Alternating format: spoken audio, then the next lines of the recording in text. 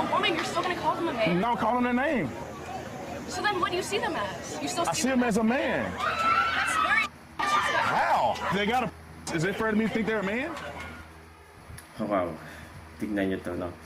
Ito yung fear ko.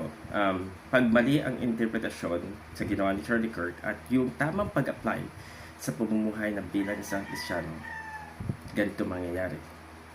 You might spread hate. This is not what God wants. Kahit alam mo ang katotohanan, hindi ibig sabihin ang ginagawa mo'y tama. Even though that you know the truth, it doesn't mean that what you're doing is correct. These people have already decided on what they want. The more you hurt them, the more they will hurt you back. They will not change if you will hurt them or embarrass them. Please respect them. Please stop this.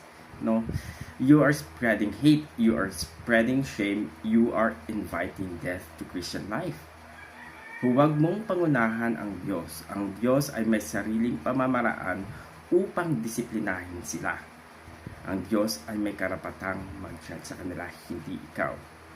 If you continue this kind of act, ikaw mismo, Kristiyano, ay mas makakatikim ng matinding parusa sa Diyos dahil lalo mong nilalayo sila sa Diyos. Kaya please, mag-ingat po tayo, no? Thank you.